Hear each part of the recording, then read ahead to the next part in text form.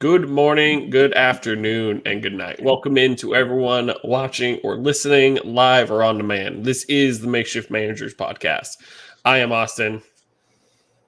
That's a chair. Devin's over Hey on guys, the other side of the stream. yeah, I'm out here as they say. Well, welcome in everybody. Welcome in I another week. am full of Starbucks and I am ready to go. Can I say that? I'm full of coffee Redacted. from I am full of coffee from worldwide known company, worldwide known coffee company. If you're watching, we're not sponsored by you. It could be. I didn't have any coffee today because the corporations of the world just didn't shine down upon me like you, Austin. No, I'm kidding. I should have had a cup this morning, but I've been a busy I was bee. gonna say, do you even drink coffee? I am a fiend for coffee. Like for a while, it's been 2 cups a day, but I did not have any today. I'm actually feeling pretty good, so maybe I'll get back on the high horse tomorrow. But All right. Speaking of high horse, we're gonna get on some. We're kind of bored. There's not a whole lot going on in sports right now. Baseball's going. The NFL's a little quiet. We covered NBA last week. Yeah, last week. We did cover the NBA last week. We covered the NBA. We'll cover a little more next week, but we're going to do a little new segment episode series that we want to do, deep dive into some of the weird things about sports. Today is going to be the shift in baseball, and should it be banned? What has it done to baseball? And oh boy, if you can't see Devin now, he is ready. He is ready to talk to you how bad Eric Hosmer is and all this, all that. And we got Gary Sanchez in the episode, believe it or not. We'll find a way. We always find a way to bring in Sanchez. There's something about Gary. So if you don't know what the shift is, first of all, if you haven't watched baseball in like 10 years then, basically the shift is moving around defenders in the infield to a certain position to one side for the most part, to basically most of the time block a left-handed hitter from pulling the ball on the ground through the infield. So our famous friend who hates the shift, Joey Gallo, been advocate for years about it's time to ban the shift. The shift will be banned next year. You basically can't have more than 2 guys on each side of second base is basically how they're going to do it. So I assume there's going to be like a guy near the middle for the most part for most lefties, but no more 4 outfielders, no more second baseman out in shallow right. Just a naked diamond. So let's get through like our opinions first. The floor is yours. Look, I was a huge Joey Gallo fan as a Texas Ranger fan. I still am. So I have my things about the shift. I'm in a weird spot of the game has evolved so many different ways. Records that'll never be broken. You know, guys are never going to throw 300-400 innings ever again. We barely get 250 now, and that's a rarity. Never going to get 300-400 strikeouts in a season. But now we're in a spot where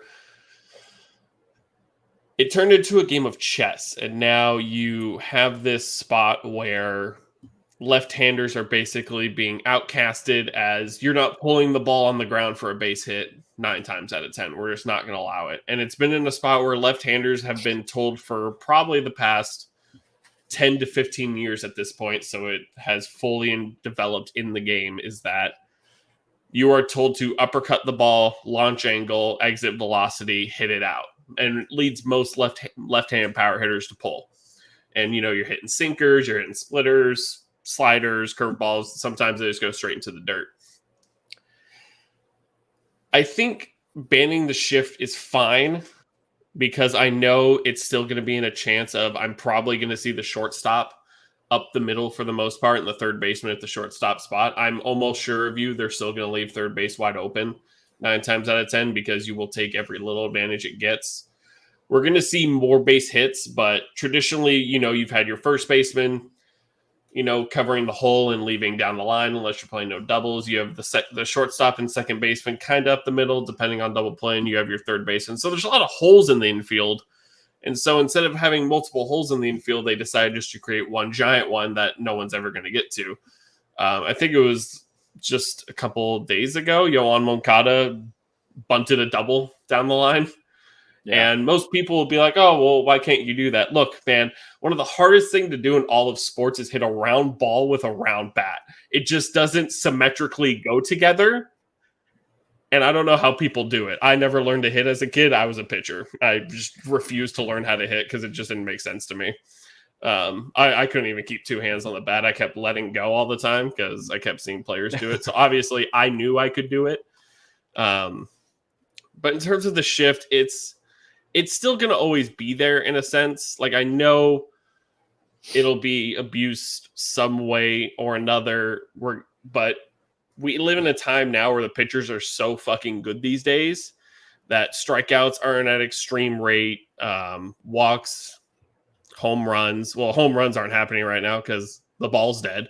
But I'm okay with banning the shift just because it's really taken air out of the game itself. I think it's like, I do love me a pitcher's duel, but this is getting out of hand. To have a major league low batting average, on base percentage, OPS over the past 2 months of the season, or a month and a half into the season, it just really, you really feel like when your team is down, you're down by more than what you actually are. If you're down by 3 runs, it feels like 8 because the ball's not going to fly off the bat. The ball is going to get shifted on and your guy can't hit it the other way.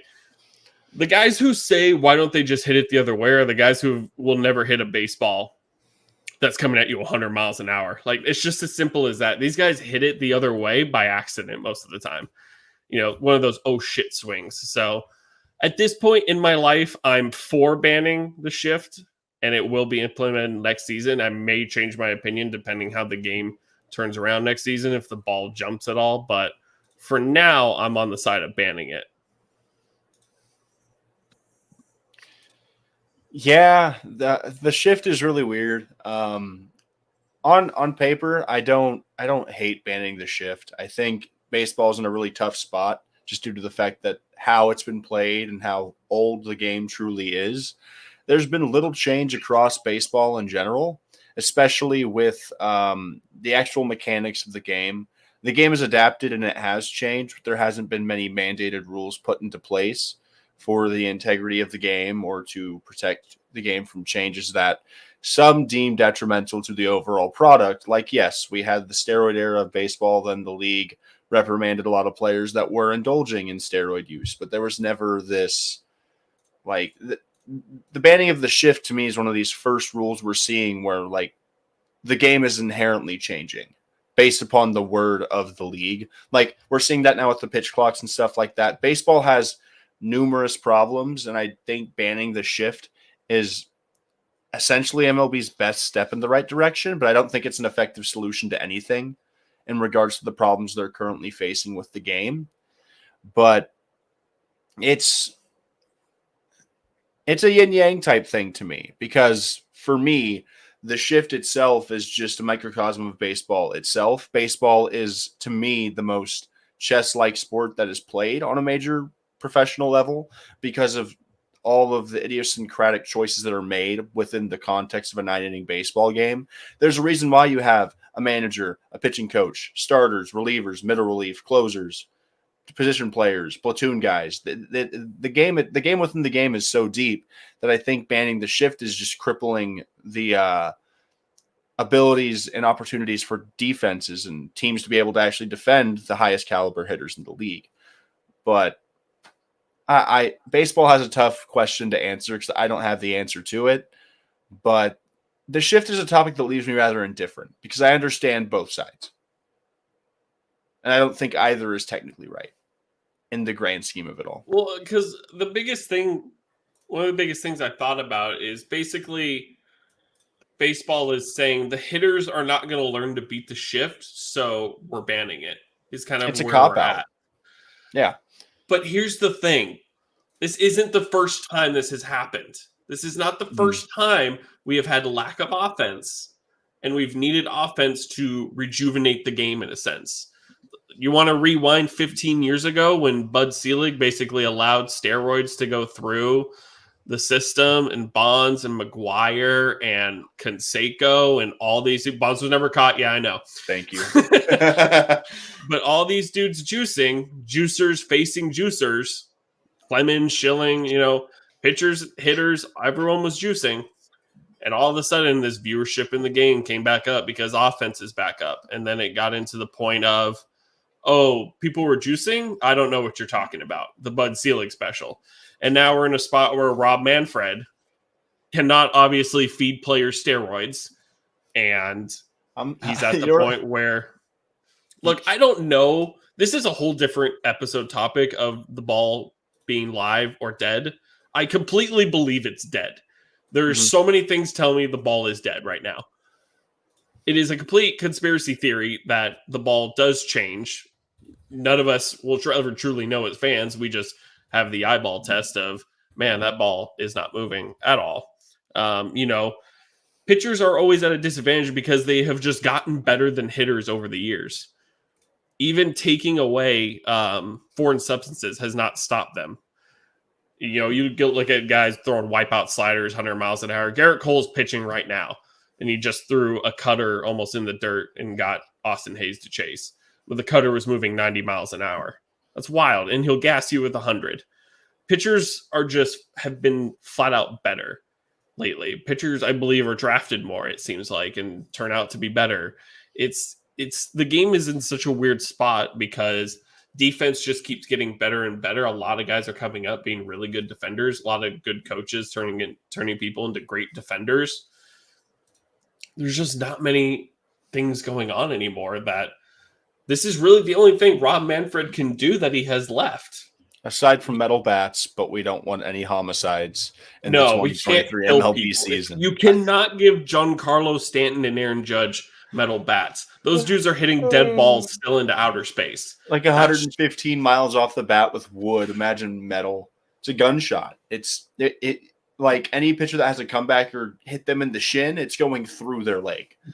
Like people are going to have severed limbs if they're giving them the metal bats. Yeah, I agree. The MLB's most frustrating part is it's always one step forward and two steps back. They'll have a great postseason or a great offseason of player movement. So, think about a couple of years back, 2020 shortened season, a lot of baseball in a very short period of time. I thought it was a very engaging and entertaining playoff push that they had. They all played out at Globe Life Field, if I'm correct in recalling right, for the World Series, right? For the World Series and the Championship Series, yeah. Yeah, out in Globe Life. And then basically the MLB will build off of a really good season with star talent and incredible stats just to mess up this offseason, the lockout hits. Or back now, we're seeing November 30th, 2021, thanks to Bleacher Report. The MLB sitting here and openly confirming they use two sets of baseballs with differing weights for that 2021 season. So the MLB in itself, it's not providing the consistency for anybody to get a true sample of what's going on. Because there's no transparency about the equipment. There's no transparency about the players. And you get what I'm saying, right? Because with the NBA, they have league-issued basketballs. And the ref will bring a couple out, and the players will decide which ball they would like to use based upon, I guess, initial bounce. But it's the same ball. They're aired up to the same PSI. It's more of just a natural field type thing. With these baseballs, there is no regulation outside of the MLB themselves, and we're supposed to just believe that they're using the same ball year in and year out. It's the only game where the balls can really be changed, and nobody would really know. Because like you said, you have basketball, you have football. Besides Tom Brady deflating footballs, the football never really changes. Hockey has a piece of rubber, a literal piece of cold rubber that will end people's dental lives. Oh, man. But the puck doesn't change. The soccer ball doesn't change. So why does baseball continue to do this? And you look at the shift in general. On the lowest batting average on balls in play versus the shift from 2015 to 2021. And this is with the minimum of 4,000 pitches faced. Albert Pujols, not even a left-handed hitter, 216. Jay Bruce, career's over, 231. Brian McCann, career over, 232. Granted, Brian McCann and Jay Bruce were both pretty old, but the fact that you're not hitting late in your age, it's time to go. Edwin Encarnacion, the second he lost power, that was it. Carlos Santana, 241. Carlos Santana is still employed because he walks a lot, but it's hard to put the ball in play for him. Jock Peterson, 243, still has a lot of power. Logan Morrison, out of the league, 247. Kedra Morales, out of the league, 249. Mike Moustakas has become a shell of himself, 252. Kyle Seager kept power through his old age, retired a little early, but 252. But you see what I mean. And then we bring in on exit velocity of 100 miles an hour. 100. The lowest is 392 with Gary Sanchez. But to hit a ball 100 miles an hour, if you hit it 900, you must be using a metal bat. But Gary Sanchez is only batting 392 when he hits a ball 100 miles an hour or more. That is insane. That's just balls in play with BABIP. Right. Joey Gallo, 411. Joey Gallo is hitting rockets to a guy out in short right field and getting thrown out. Most of these expected batting average are in the 700s. Most of the time when you hit a ball 100 miles an hour, you're expected to get on base, unless you line out, basically. But to hit a ground ball 100 miles an hour, and it sometimes feels like a routine ground ball. I know it gets up on people, and I'm not a major league fielder, but Joey Gallo's batting 411 when he hits a ball 100 miles an hour or more, when he should be batting 700. Yeah, I think a big thing with the shift for me, especially looking, because we had this conversation pre-pod, I was just talking about the fact that Major League pitching, in my opinion, has evolved and advanced far more than Major League batting has over this past 100-year sample size. Regardless of who you're talking about or what player you want to bring up, Yu Darvish is probably more talented than Cy Young. And I think that's just a statistical fact. What these pitchers did in the early days of the MLB's inception, it's far impressive. They were pitching countless innings, throwing for hundreds upon hundreds of innings. Cy Young had an insurmountable amount of wins in his career. But what was he throwing on the mound? Like, I don't have his pitch mix in front of me, but it's a lot harder for hitters, statistically speaking, to have to go up there and go up to face multiple pitchers in the same game. Cy Young was throwing complete games almost every time he went out there. You know what I'm saying, Austin? So yeah. Not only are the hitters facing more dynamic pitches, they have they have higher spin rates, nastier bites, stronger curves, and the velocity is at a point where we've never seen it. Hunter Green in this season has thrown more 100+ mile per hour pitches in a single season than anybody else has in league history, if I'm correct. And it's been I believe he threw like 30 something in a single game. Yeah, exactly. It is wild to me. If you put like Cy Young and all these guys in a room right now, and you said, hey, throwing 100 miles an hour is really not that insane, they would be stunned. They would lose their fucking minds. Like, what do you mean throwing 100 is nothing? It's like I remember when Aroldis Chapman came into the league. Remember when Aroldis Chapman came into the league? That was the start of it all. It was like, this man just threw 103. I don't think, how? And now Garrett Cole's throwing hundreds a game. Hunter Green is throwing hundreds a game. Jacob deGrom throwing hundreds a game. Verlander, like in his prime with the Tigers, he was peppering 99 to 101 just for fun. He was just throwing heat because he was like, no, you can't hit it. And there's a reason why people can't hit it. It is the hardest era of pitching to hit in baseball history, and I don't care what anybody has to say about it. Like, yes, I'll hear people's arguments, but it's no longer the age of a guy throwing 9 innings and going for 130 pitches. There is a super tight leash on the most dynamic arms in baseball because not only are the starters nasty, we are seeing the best batch of relievers league-wide that I think we've ever seen in terms of the top of the skyscraper all the way to the bottom floor. It is just more talent, better training, and just understanding the analytics. A lot of these managers aren't throwing out bad pitchers at any point in a game, unless it's like a 15-2 game and Luis Gonzalez is pitching for the Giants. But that's a whole different bag of worms with position players pitching. But to sit here and act like the MLB has done a bunch to help these hitters combat this massive change in pitching, it's laughable because the strike zone really hasn't been increased. There's no actual strike zone that's even implemented game to game. There's no robot umps. So it's essentially batters having to guess, well, shit, he's throwing 103 and the strike zone can be all the way from my shins to my nipples. So, it's really hard to actually get on base more often than not in baseball because of the variance with the umps and the talent on the mound they're facing day in and day out. The shift is a massive problem for a lot of these hitters, as you said, because in today's MLB, it's the 3 true outcomes. And is that the fault of the league or is that the fault of coaching? That's a whole Pandora's box. And the thing is, take the worst team right now, the Reds, the Orioles, the Rangers, whatever you want to do. They would blow out most World Series teams of the 1900s. Blow them out. Yeah, that's the same.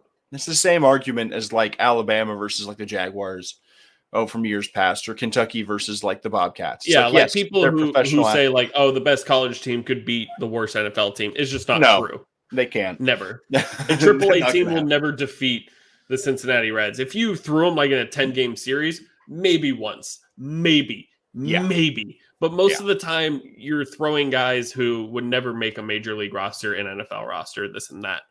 But yeah, most of these teams we consider terrible would absolutely annihilate teams in the 20s, 30s, 40s, 50s, 60s, and that's 70s, maybe even 80s. You could go pretty far. Yeah, that's obviously under the context that we're time traveling today's Orioles against the 1920s World Series champion, because obviously the all-time greats are great based upon the context they occupied. You cannot punish a player for accomplishing what they did in the time frame that they were allotted to play.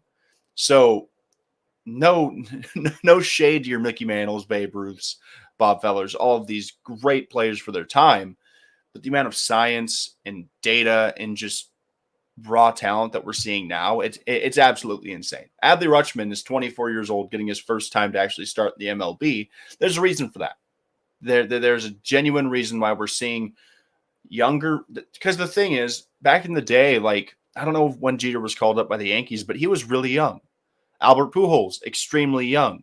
Bryce Harper was the last guy I could think about when he was like sub 20 whenever he got called up. Maybe Soto was close to that as well. But you don't see these 19, 20-year-old like boy wonders getting called up a lot nowadays. It would take an exorbitant amount of talent. Exactly. And even then, talent, hype, and production.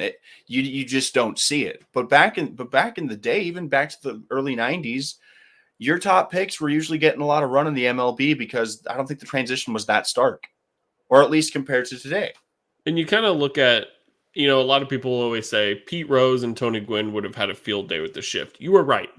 Yeah. You were absolutely correct. Pete Rose and Tony Gwynn were some of the best hitters that will ever step on the diamond. The best contact hitters that will ever step on the diamond. They know where to put the ball, how to do it. If you gave them that big of a gap on the left side, they would take it every day, twice on Sundays. Here's the problem.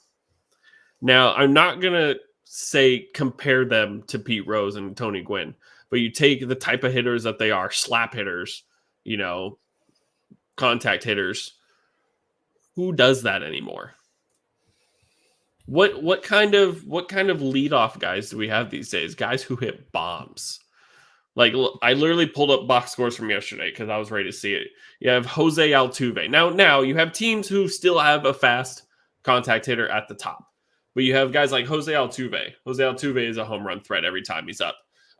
Marcus Semien has led off for the Rangers multiple times this season. Granted, Marcus Semien is not having a good year right now. He led off in Toronto and hit 45 bombs. Okay. Adam Frazier and Kike Hernandez yesterday for Seattle and Boston. Not really power hitters per se, so they're kind of out of there. You got Mookie Betts for LA. Mookie Betts will hit bombs. He's just an overall great hitter, but he'll hit way more bombs than Tony Gwynn and Pete Rose ever would. You have Rhys Hoskins leading off for Philadelphia. Rhys Hoskins is batting .228. He's not getting on base. He's trying to hit bombs. Anthony Rizzo was leading off for the Yankees. You think Rizzo goes for singles? No, he goes for a home run, a walk, or a strikeout. The Blue Jays have George Springer leading off. George Springer gets on base a lot, but sure. You have Ronald Acuna Jr., Byron Buxton, Like, you still have your traditional best hitters sometimes in the third and fourth slot, but a lot of these guys are getting moved up to give you an early lead these days. You don't have guys trying to get on base anymore. You have guys trying to hit it over your head. I don't give a shit where these 9 guys are because I'm just going to hit it over the fence anyways. It's no longer a hit them where they ain't. You hit them where they ain't because they can't get over the fence. Most hitters are trying to hit it over the fence these days, and that's the problem. When you're trying to pull a power, launch it up, and you hit it into the ground, you got the guy in short right field who's going to throw you out, and it's like a 6-3 put out because the third baseman just happened to be there. Yeah. Looking at the most recent list of like just contact hitters that I could pull up off of the internet, Bleacher Report did like an in-depth analysis looking at statistics, especially like percentages of like hard hit rate, strikeout percentage, and numbers such as that to create a composite score for the league's 25 best contact hitters, according to their metrics. Out of the top 25 names listed, 5 had a hard hit percentage of less than 40%. As great as Tony Gwynn and Pete Rose were, they were not hitting the ball that hard that frequently. And I think that's a testament to where the game has gone. Yeah, you had like Ricky Henderson could hit bombs, but most of the time Ricky got on first to steal second and third. Yep. That's how he got you a run. He didn't get you a run by hitting it over the fence. But I'm curious, who are the 5 hitters they have? Okay, so the 5 hitters. So on the list, number 25 was Yordan Alvarez. The top 5 all had a hard hit percentage of, so the statistics they're taking in are the K percentage, their contact percentage, the hit/swing percentage, and their hard hit percentage. Out of the top 5, every single player listed had a hard hit percentage of over 50%. So the players listed under 30% or under 40% hard hit percentage were Tommy Edman of the Cardinals. He had a 35.3 hard hit. Gene Segura, he had a 37.4 hard hit. And then we go down, continuing more. Alex Bregman had a 38.1. He's borderline 40. Then you've got guys like Luis Arias for the Twins, 30.6 hard hit. He had the lowest one that was mentioned, but his K percentage is extremely low, along with a really high contact percentage. And then you had, let's see, the last one was, so Wander Franco was number 10 on their list with a 37.6 hard hit percentage. And then not enough data for Franco for me to be convinced about that, but I understand. This list was compiled as of 2022. But then their top 5. You talked about Bregman and God, who's the Segura? other one? Who's the Segura? Tommy Edman? No, Segura. Segura has power. He's regressed a little bit since he left Seattle, but Philadelphia paid him on his Seattle days when he was hitting bombs and getting on base. Alex Bregman can hit bombs. Bregman just has a really low hard hit percentage this year. For some reason, he's not hitting the ball hard lately. Yeah. But you still like look at those guys and they call them contact hitters. It's like, no, most of those guys are still going to try and hit bombs, especially Bregman, who has the Crawford boxes. Mm-hmm. He's going to try and pull that ball up all the time. Yeah. So at 6, they had Juan Soto. He's hitting 52.4 hard hit percentage, and he's batting 4th in his lineup because there's nobody else on the planet around him. Manny Machado was at 5 at 52% hard hit. Vlad Jr., 55.2% hard hit. And then you got the top 3 are interesting names, and I think they're deserving of being there for their own unique ways. Yuli Gurriel was 3. Over 40% hard hit, 88% contact, 7.4 hit and swing percentage, 11.2 K percentage. Number 2 the thing about Yuli is that he's really old, and at any point he could regress significantly. And I think this year he's regressing really hard.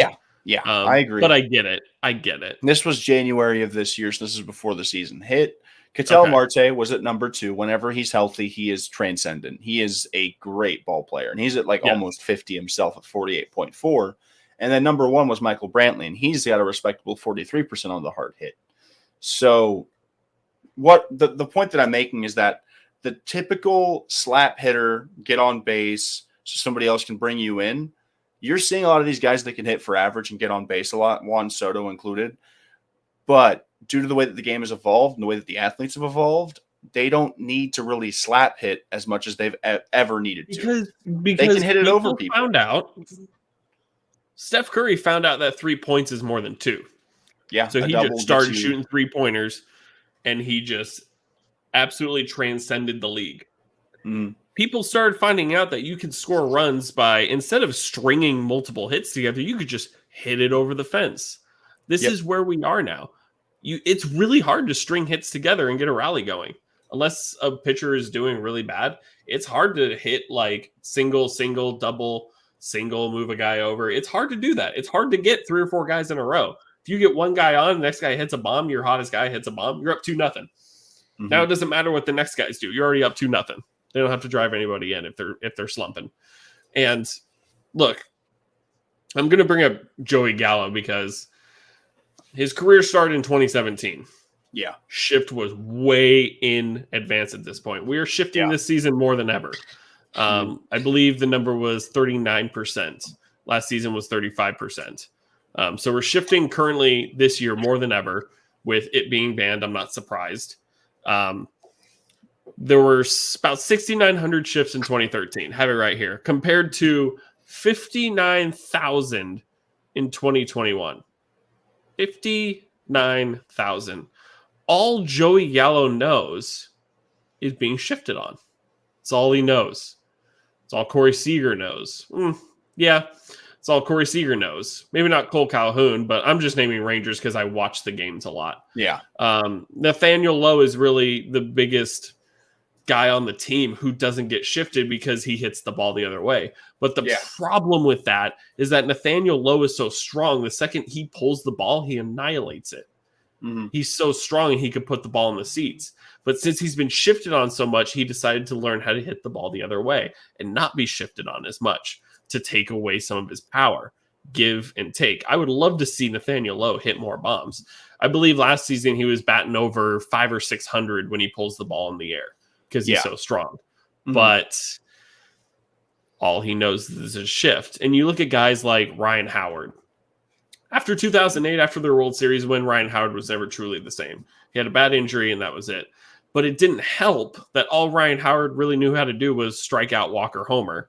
And when he was grounding into the second baseman out in short right field, my man runs like a Tonka truck. Can I say that? Redacted? Like a truck?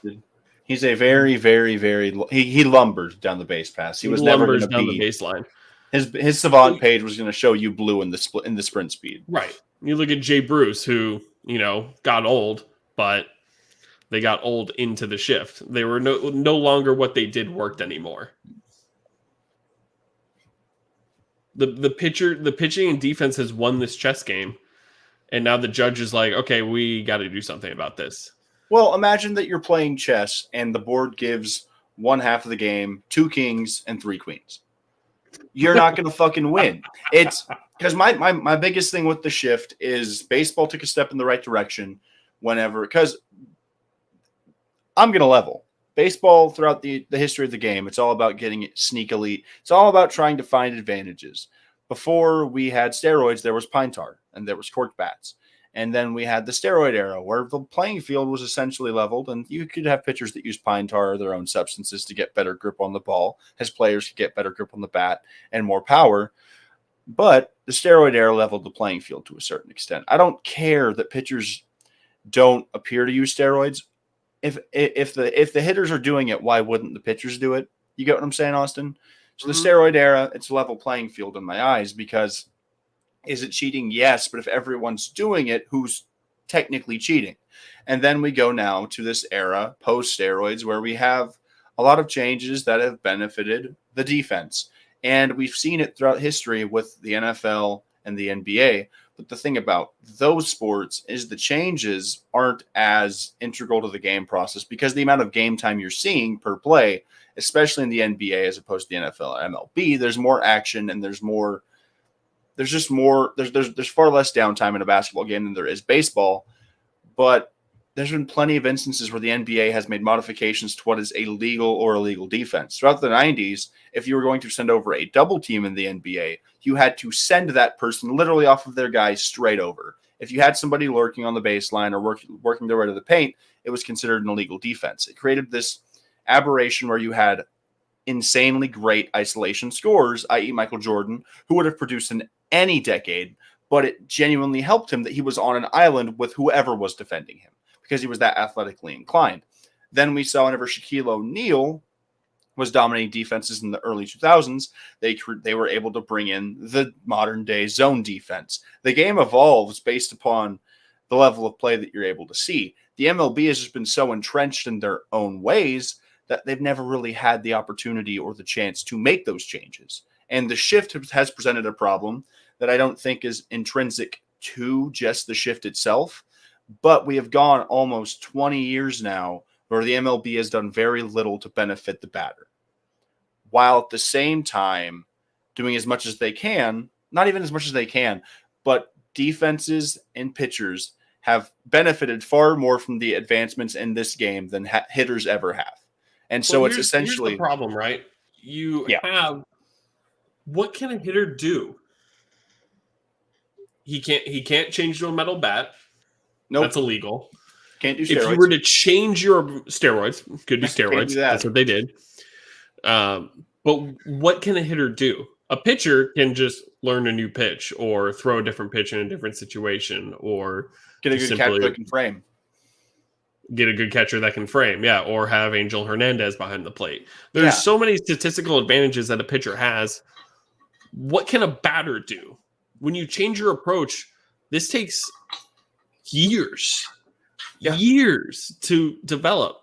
Once again, Joey Gallo came in 17, struck out at an exorbitant rate, still strikes out at an exorbitant rate. What does he do more now, though? He walks more. Yep. But it took him 2 to 3 years to learn how to walk more because it just took so many different pitchers and this and that. What does a pitcher get? My defense just simply moves because the batter takes years to adjust. Yeah, well, the thing about it is at the same time, of course, Gallo struck out at a super high rate whenever he was coming into the league. We're seeing it with arguably one of the best prospects in baseball this year in Julio Rodriguez. He's been called out on like 19 different times on third strikes that weren't in the zone, according to the predicted strike zones. So it's like the batter not only is playing against the defense, they're playing against the pitcher. So it's 1 versus 11 is the best way you can put it. In any given situation, it is 1 batter versus 11 players on defense. And you do not see that in any sport regardless. So it makes sense that the league is finally saying, okay, because if there's 11 guys in the field, I'm counting my positions right, correct? Is there 11 on the field? Pitcher, catcher, third, first. No, there's not 11. 9. There's 9. Okay. My bad, everybody. 11's for football. Devin doesn't know ball. Back to the point. It's 9 versus 1. So I think banning the shift isn't going to be something that's going to destroy the modern defense in baseball. You still have supreme athletes out there that are going to have to stop these hitters. And managers and teams are going to be that much more inclined to stop somebody even without the shift. They're going to know their tendencies still, and they're going to do their best to limit those players from exposing their defense. But I think it's fair grounds. Like everybody could say, hit it where they ain't. But as soon as you start hitting it where they're not, they're just going to figure out a different way to try and like hamstring you. And the thing is, at these days, guys are paid to hit bombs. Nobody cares if you strike out anymore. Look at the strikeout leaders.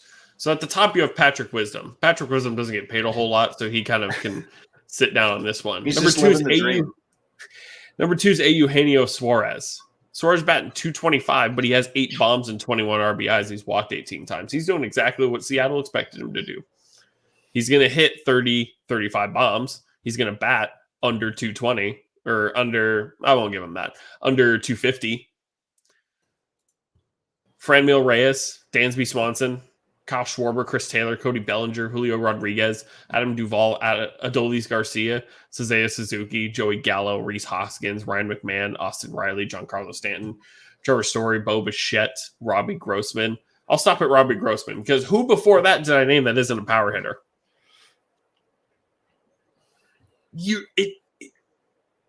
It's weird because you're paid for your 3 true outcomes. You're paid for it at this point. I don't know if Joey Gallo's going to get paid next season. I doubt it because he's having a really bad year in New York. But we've seen this now spot where it's time to take a prove-it deal. Mm-hmm. What stops Joey Gallo from taking a 1-year prove-it deal with the shift band? He has an exorbitant season and then gets paid out. That is not far-fetched. Marcus Simeon took a prove it deal, hit 45 bombs. Like, we have guys taking prove it deals now, and when you know the shift's going to be banned next season, why would you adjust this season? There's no point. There's not going to be a guy out in right field, taking all your ground balls that are coming out of 120 miles an hour. Why even adjust? At this point, we're going to see really low numbers because now not only is the ball dead, but guys no longer have to adjust because adjustments are going to be made for them next season. Yeah. So we're in such an anomaly of a year now, right? Mm-hmm. And I do think an important part of the shift, especially in its prevalence post 2016, is a lot of these guys, the best players that you're seeing throughout today's game, especially at the top of the game. Obviously, Soto, Acuna, and Tatis are like outliers due to their youth and their age. Same with a guy like Wander Franco. But usually, the best players in baseball are aged between 27 to about 32, is I think the sweet spot for where you're going to find the best in the league. Just about. A lot of the best players in the game today started out their careers in the early 2010s before the shift was ever really implemented. And even the same guys that were debuting in the 2017, 18, 19 seasons grew up watching a game where the shift wasn't prevalent. And so, of course, the numbers suck. This is a relatively new phenomenon that has been exacerbated to the highest degree. They have implemented it in ways that we've never seen before. Regardless of whenever the shift was actually instituted, the greater use of it is something that players, it was going to be an impossible adjustment from the jump because before then we had not seen it to this extent. So how are you expecting someone that has trained their entire life for one thing to on the fly say, okay, well, now I have to hit it this way? It's just, I feel like it's physically improbable for the most part due to the pitcher's skills, speeds, and all of these other mitigating factors. It's hard enough to make any major league roster holding a bat in your hand based upon all of the aspects that you have to deal with any given MLB game. So not only was it's the perfect storm. You have players that came up playing baseball a certain way, studying defenses, behaving in certain patterns in certain ways, and the game figured out a way to combat certain players. But these same players have spent 20 to 25 years fine-tuning their games for one thing, just to have to then retool it within a 2 to 3 year span. It's borderline impossible. That's why you saw in the NBA throughout the early 2010s to about 2016, a lot of players that could not guard on the perimeter or shoot the three were lost. Their careers went away like that. Roy Hibbert's, Timofey Mozgov's, a lot of these lumbering big centers that can't get up and down the court like your more agile and athletic bigs, they didn't have a place on rosters. Well, let me ask you this. Has the NBA, look, you have the Golden State Warriors who are a dynasty, who might start another dynasty right now because they, granted, yes, they had a superstar stacked team. Yeah. But they lived and died by the three. Houston Rockets lived and died by the three, and they died by it at one point. What's basketball going to do? Ban the three-pointer? No, they can't. No, you can't. You're just stuck with it. Everyone just has to adjust. This isn't what baseball does anymore. Nobody adjusts. Things just get changed on a daily basis, it feels like. Oh, pitchers are doing too good. Take out the foreign substance. Let's deaden the ball. I have no idea why they would deaden the ball when offense obviously brings viewership, but like baseball's afraid of dominance, in my opinion. Like that's as simply as I can. Well, one side. They're so concerned with not letting the batters look shitty that they're doing all of these they're essentially trying to balance the game. Sports have never been about balance, in my opinion. No. There are clear winners and there are clear losers. It's competition. Somebody has to win, somebody has to lose. But baseball's been in this limbo of like trying to figure out a sweet spot when there's no sweet spot in competition. And any countermeasure they're doing is just going to it's a tug of war the MLB will never win because baseball does not have a sweet spot. Baseball is a game that it's the oldest professional sport we have in America. It has lasted over 100 years, and there's been minimal changes to it. And while viewership is down, I think the MLB is enough of an established brand and an entity that it would take maybe 50 years of down viewership before it finally secedes from itself or like implodes. But what I'm saying is that baseball is in such a weird spot that they can make these changes. They can just change on the fly. Other sports don't get to do that. You Well, can't ban the Hail Mary. You can't ban the slant in football. You can't ban football linebackers. Like football has effectively banned certain players in the league. They've protected receivers in ways that have ruined NFL players' careers in terms of the style of play that they earned their money off of. Like, I totally get what you're saying. I mean, I think defending players from injuries is a different story. I like maybe protecting the quarterback goes really, really far at sometimes, but I understand it. We've learned what concussions are, and concussions cause much problem. Nobody really gets injured in baseball too often from a hit or stuff like that. Most rule changes in the MLB, NHL, NBA are player safety focused from the jump. Right. And now MLB has to make changes such as banning the shift because they're failing. Mm-hmm. And you dog Rob Manfred all you want. We get it. He's not the best in a world of not great commissioners. He's might be on the bottom of the list, but it's close. Gary Bettman's pretty bad. Yeah, Roger Goodell's pretty bad. Adam Roger Silver might be the best one. Adam Silver, he came in at a really great time for his own PR. That Donald Sterling thing, he was swift, and it has bought him a lot of good fortune. Same with the bubble, but I digress. But you like have these teams like the San Francisco Giants mainly won a World Series on the backs of pitching. For the most part, you did have to score runs to win games. That's very obvious. But there was no superstar batter. We had really good players and guys that would catch fire in the postseason. You had superstar pitchers. Yep, we had the 2001 Ravens back in football. Defense. Yeah, the insane defense. Trent Dilfer was their quarterback. You guys even had in '85. They had McMahon. God, what's his name? I can't remember his name now. What year? He hit a walk off against the Cardinals. Travis Ishikawa. Exactly. Who the fuck is Travis Ishikawa? Giants legend. I love that guy. That's what I'm saying. Like it's in such a weird spot. Think Travis Ishikawa ever worried about the shift? Probably not. He probably didn't worry about too much besides. I'm not going to mention this name because it would just be detrimental to this whole conversation we're having. So I'm just going to redact that off of the record. But I totally get what you're saying. Baseball and its best moments are never really derived from its best players. George Brett is a great all-time baseball player, but that hit in the World Series for the Dodgers, it's his career to a certain extent. Thank you. If you're watching on the video front, Austin understood where I was coming from. This right here, sacrilege around here. We don't talk about that. Yeah, and for any of our audio listeners, the initials are DF. I'm not going to say anything more. But that's my point. That's what makes baseball so damn entertaining.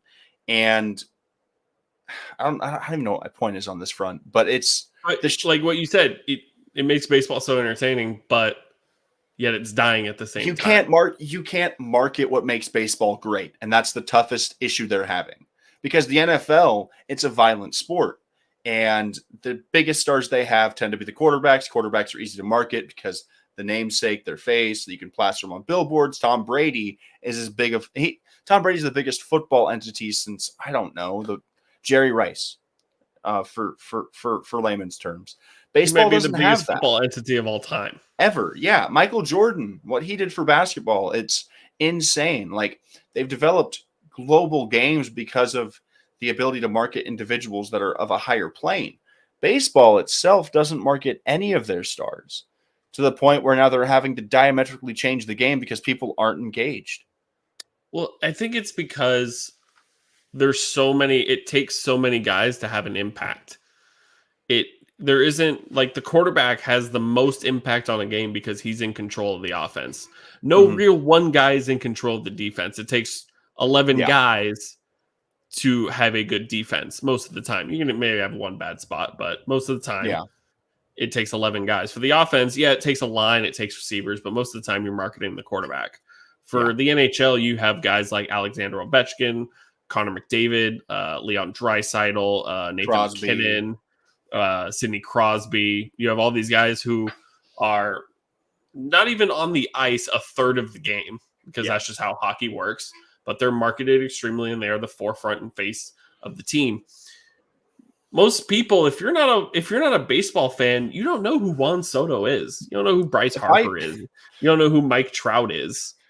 Yeah, like you could I could post a picture on my Facebook right now and be like, tell me who this is. And maybe a handful of people that I'm friends with on Facebook could actually tell me who Mike Trout was based upon a picture. If you saw Mike Trout essentially has the And if same you put him in clout. street clothes, Yeah. I saw it in the Dream Team documentary on NBA TV years back. John Stockton was walking through Barcelona during the Olympic Games, and nobody was recognizing him because he's John fucking Stockton. And granted, the NBA wasn't this global game, but that's essentially what Mike Trout can do yeah, to the average American. He can walk into any store in a polo shirt and some slacks and go shopping. He's not going to be bombarded like LeBron James is. It's just not the way that the league markets their stars. And I think it's detrimental to the game itself. There's no right. reason why Aaron Judge isn't starring in commercials. There's no reason why Mike Trout isn't a guy that has like 50 million followers on Instagram. And the biggest thing too is guys like Trout and Judge aren't shifted on. Nope. They are good enough to beat the shift, but you would never know that. It's just the shift that's the problem because the shift happens so much in our everyday lives. Well, the shift has become the norm. Every time there's a left-handed batter up, you can most likely believe there's going to be three guys on the right side. I do think there's a severe – in today's league, we are seeing a bigger gap between the most elite hitters as compared to the most elite pitchers and their counterparts. Just based upon the things that pitchers don't have to deal with, that hitters do have to deal with. Because obviously the shift isn't affecting Juan Soto, Aaron Judge, Mike Trout, Bryce Harper, because they're the best on the planet at what they do.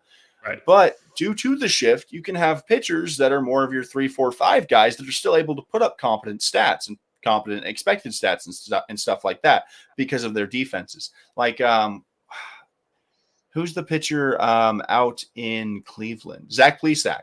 I was listening to the Just Baseball show, and they were talking about his expected stats. And Zach Plesac has terrible expected stats as a pitcher, but he has a low ERA, and his whip isn't terrible. His defense is there, and the shift contributes to that. Batters don't have that advantage. They have to basically not only beat the pitcher and make contact, but hit it where 8 other people aren't. And that is just a really hard ask, especially with the gap between a guy like Mike Trout and Jesse Winker. You know what I'm saying? Right. Like Jesse Winker's going to get shifted on most of the time. Yeah, because it's hard. It's hard to pick a great left-handed outfielder besides Harper and Soto. Yep. I even think they get shifted on most of the time. Yeah, for sure. They just have insane power and insane bat-to-ball skills. Like Juan Soto is the best batter in baseball right now, but he's not immune to it. It's just the anatomy of the game, and I think banning the shift is probably the most beneficial move they could make for the majority of MLB hitters. We won't see a drastic change in the game's perennial best bats, but I think it's going to raise the floor of your day-to-day guys, your everyday ball players, but not your all-star, all-MLB types. So in 2021, 52.5% of plate appearances against left-handed batters, there was a shift on them, no matter the left-handed hitter. Bryce Harper saw it 68% of the time. Bryce Harper bats better when he's shifted on. Mm-hmm.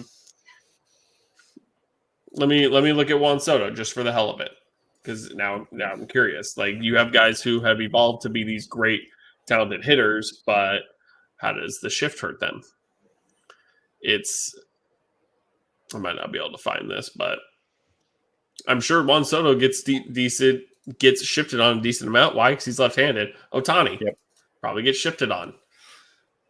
It's this weird entity of we're watching a chess game, and now we have to watch basically the entity that is Major League Baseball come in and say, this is a problem. You guys are too good at this point, and we have to take away one of your advantages. Well, like, what a time we live in, right? Well, if you think about it, there are certain defenses in basketball that are implemented super rarely to stop teams' best players. The Warriors have pulled this defense out a couple of times throughout this playoff run we're currently watching. It's the box and one. Essentially, you have your 4 guys, 2 down near the bottom of the key, 2 near the top of the key, and you're playing effectively a 2-3 zone without the guy in the middle on both ends. And you have one guy just shadowing the best player on the other team. The box and one. It is not the most effective defense in the world, but if you are trying to slow down one heliocentric player, it can be effective. The shift was created in that light, in my eyes. The shift was created because, damn, we cannot beat this guy the way that we've been doing it in terms of the best the MLB had to offer. So then they debuted the shift. But this realize right here is where it comes in. So you have your 2-3 defense in basketball, right? Mm-hmm. And you shadow, let's say we shut down Steph Curry. Well, the box and one. So yeah. So you're taking one, that fifth person that would be in the middle of the key, no longer there. So you're basically running a 2-3 zone with the person in the middle. So Steph Curry has the advantage of giving the ball to somebody else. Saying you that can't do that in baseball. Right. Mm-hmm. If it comes up to Bryce Harper or Gallo or Stanton or anybody who gets shifted on an exorbitant amount, you can't turn to an alternate solution. There is nothing else left for them to do. They just have to hit the ball the other way, do something they've been taught against for 10 to 20 years now. Yeah. You could look at the shift back as early as against Ted Williams. Yeah. It just wasn't as exorbitant back then. Yeah, it wasn't used. I remember when I was a kid that it was like, oh, we're going to put 4 infielders on the right side for, bases loaded or whatever, last out of the game type deal. Like, yeah, the shift was desperation stuff. Bring in the 5th infielder. Now it's just, all right, well, there's 3 guys. It used to be the open net for a hockey team. Yeah. It was, we need something to go our way, and we're betting this is going to happen. No, I completely agree. And I think the biggest problem the MLB is facing, and why I think banning the shift will be beneficial in terms of just the league floor and overall offense, is theoretically the shift was a device used arguably to stop the best players from being the best. Look at like Barry Bonds. If he wasn't intentionally walked all those damn times, how many home runs does he actually hit? You get what I'm saying? And so a lot more. This is effectively, in my eyes, the shift was invented to stop your Mike Trouts, Aaron Judges, Bryce Harpers, and all that stuff. And it proved to have varying results. But it also works extremely well against guys that aren't as talented as those top tier stars. And by having just unmitigated rules on what the shift can do and how often you can use it and such, it really has limited a lot of these lesser bats in terms of the overall talent floor of the league. And the thing about Bonds being walked is you still have to take some sort of damage so he doesn't damage you even worse.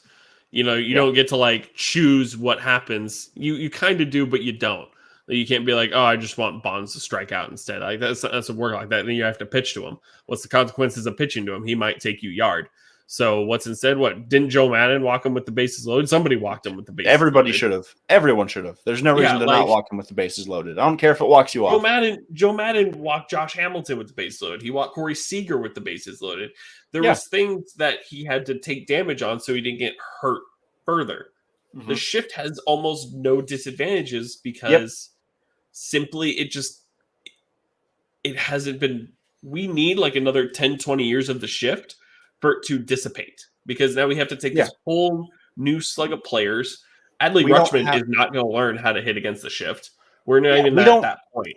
Because the thing is, the shift, it's so young in its infancy of how much it's being used that we're not seeing it on the lower levels to the same extent. So you're basically, it's apples to oranges. The game, because not only with professional sports, the speed of the game is different, the level of athletes are higher, but with baseball, the game itself is changing as to what it actually is.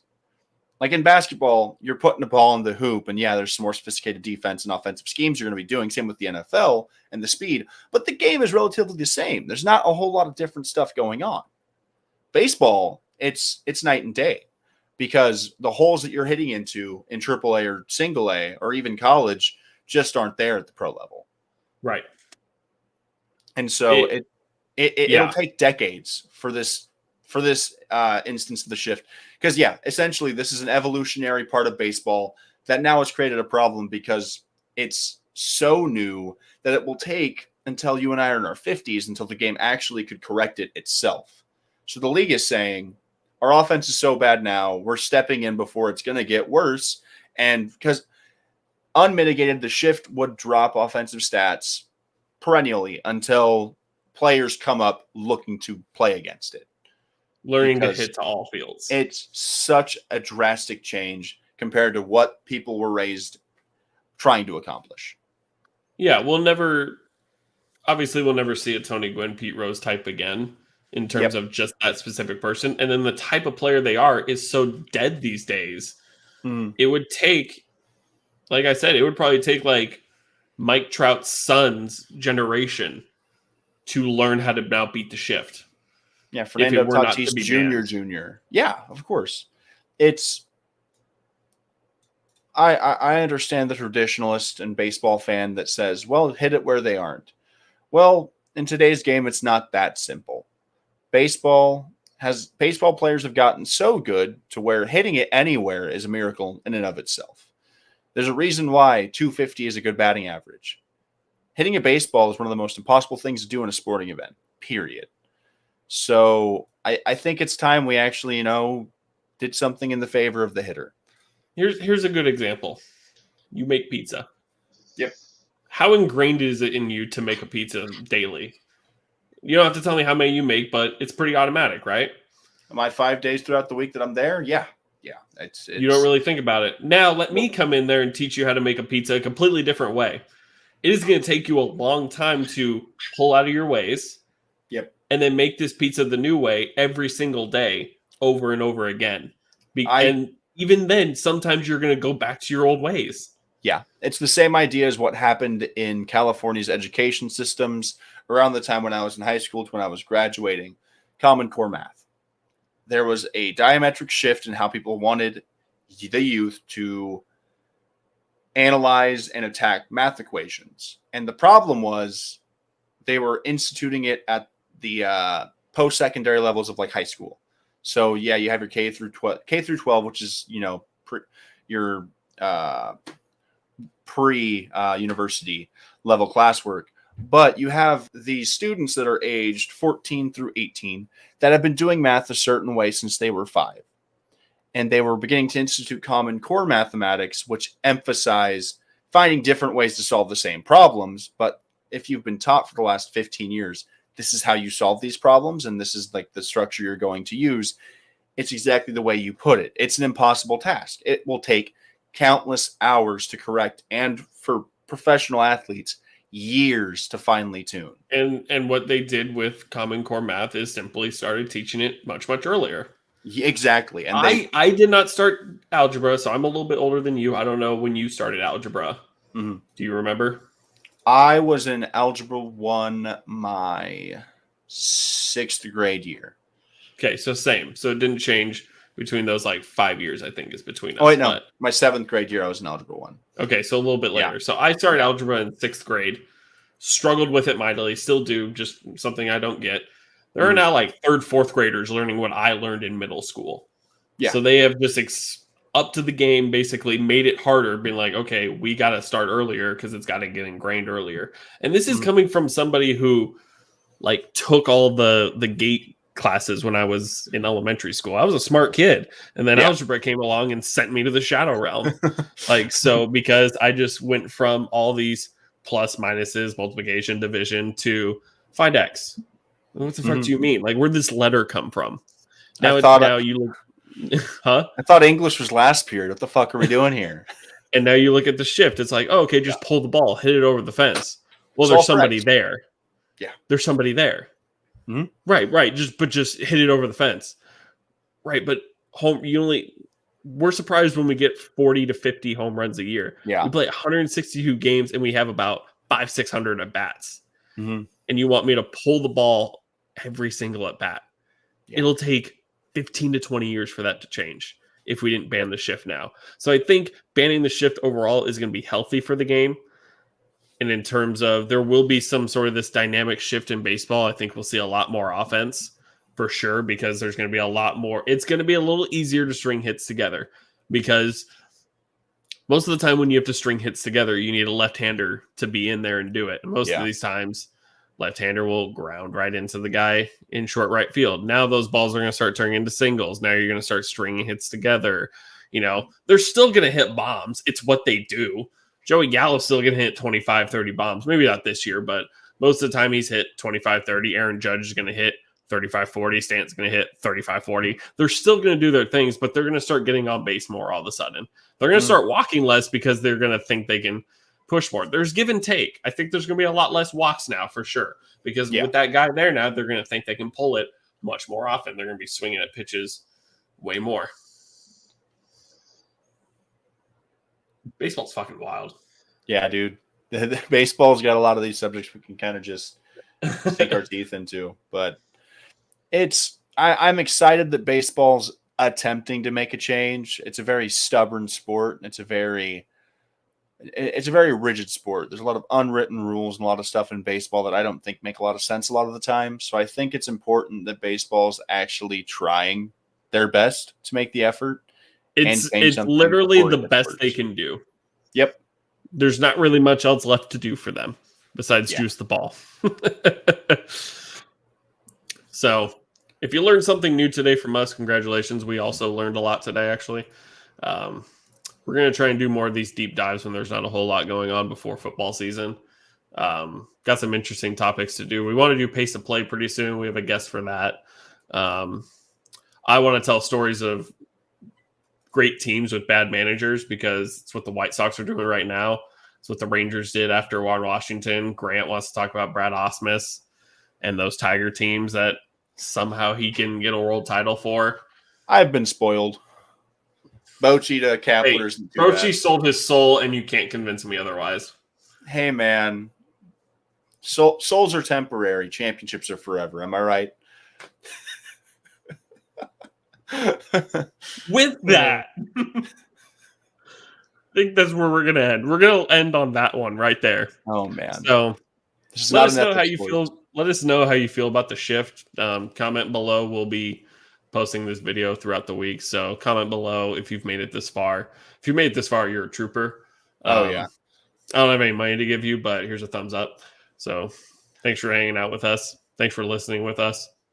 But if you are watching on Twitter or YouTube, comment below about how you feel about the shift. We'd love to talk about it more for sure, but there's just so much to be had about it. And really, it'll be interesting to take all the data from next year when the shift is banned for sure. Mm-hmm. But so with that, ban the slap shot, ban the 3-pointer, and ban touchdowns. Just ban the RPO. No more RPOs. No more run pass options. Got to pick one. No more scrambling at the quarterback. Quarterback has to stay in the pocket.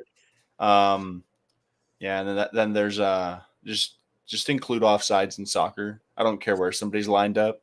It makes the game more fun, more scoring. Turn the soccer ball into a bowling ball. Oh dear God! Just give everybody in the PBA steroids. Boom, ratings. They're just bowling 100 miles an hour. Everyone's bowling 10 pins, only make it 1. Oh man! Imagine bowling. Incremental changes for the game. I'm just saying, man. NHL, I have some ideas for your All-Star weekend. I'm talking hockey puck, bowling alley, slap shot competition. See who can bowl a 300. Just putting it out there. But as always, Gary guys. Bettman. As always, we thank you guys for tuning in. We got a little shifty this week, and we thank you for joining us as the makeshift managers. This is about my time where Austin and I start rambling. So if you don't have anything else left to say, Austin, I think I owe everybody one last word. Well, actually, no, I'm kidding. Well, from Austin and myself, thank you guys for tuning in. We appreciate the eyes and ears as always. And until next time, peace.